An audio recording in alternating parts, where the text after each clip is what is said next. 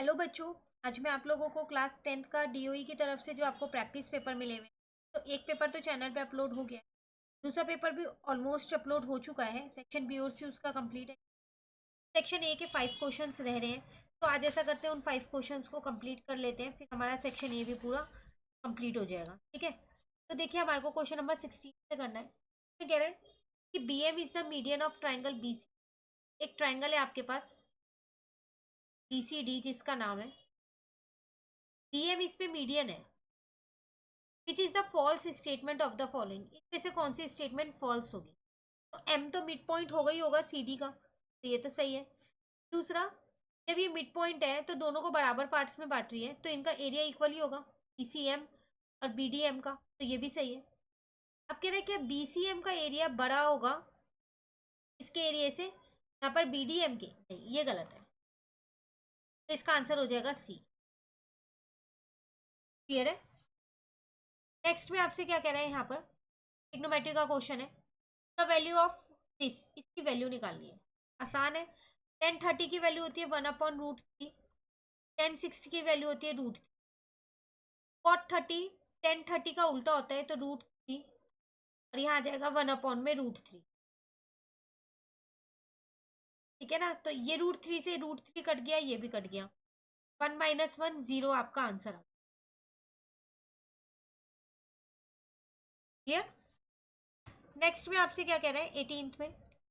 अब vertical stick 15 metre long cast a shadow 5√3 metre long on ground.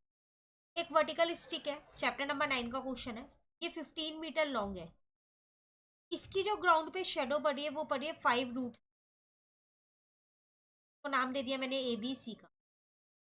At the same time the angle of elevation, ये theta आपको निकालना है। ये तो 90 पता ही है आपको। ठीक है, आपको अगर हम यहाँ देखें तो पी और बी दे रखा है, तो टेन थीटा लगा सकते हैं। यहाँ पर वही रिलेशन बताता है परपेंडिकुलर अपॉन बेस का।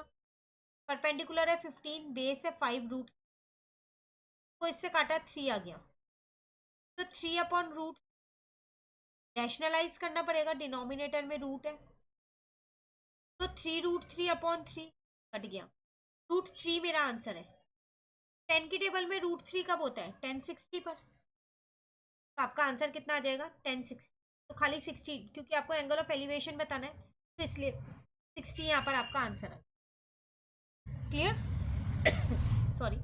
अब 19 और 20 आपको बताइए, असर्शन और रीजनिंग के क्वेश्चन होते हैं। तो देखो यहाँ पर क्या कह रहा है आपसे असर्शन में, 16/15 इज अ रैशनल नंबर। क्या 16/15 एक रैशनल नंबर है? बिल्कुल सही, ये एक रैशनल नंबर है हमारे पास। अब कह रहा था denominator of 16/15 as 3 as one of it pair. क्या इसका पेयर एक ही पेयर है इसका? तो हाँ, 3 भी इसका पेयर है। देखा जाए तो दोनों चीज सही ही बता रहा है, सही बता रहा है ना। और वो उसकी एक्सप्लेनेशन दे रहा है नहीं। क्यों? क्योंकि ये सिर्फ एक रैशनल नंबर की बात कर रहे हैं, और यहाँ पर आपसे डेसिमल एक्सपेंशन की बात हो रही है। तो दोनों सही है, पर वो उसकी करेक्ट एक्सप्लेनेशन नहीं दे रहा है। क्लियर। तो इसका आंसर बी आ जाएगा 19 का। अब 20 में क्या कह रहे हैं, the angle of quadrant of a circle is 60 degree. Quadrant मतलब 1/4 पार्ट, तो एंगल होता है 60। तो क्वाड्रेंट का एंगल तो 90 होगा ना, अगर आप 4 से डिवाइड करोगे तो यहाँ तो सीधा सीधा असर्शन ही गलत है, तो रीजन चेक करने की जरूरत ही नहीं। इसका आंसर सीधा आप डी लगा सकते हो कि असर्शन इज फॉल्स का सिर्फ एक ही ऑप्शन है आपके पास, assertion is false but reason is true. और वैसे भी देखा जाए तो इसका रीजन ट्रू ही है। क्वाड्रेंट जो है वो 1/4 पार्ट होता है सर्कल का, बिल्कुल 1/4। क्लियर। तो आज हमारा ये सेक्शन पूरा कंप्लीट हो गया। कहीं भी दिक्कत लगे आप कमेंट करके पूछ लेना। वीडियो अच्छी लगे लाइक ज़रूर करना, फ्रेंड्स के साथ इन वीडियोस को ज़रूर शेयर कीजिए। Thank you.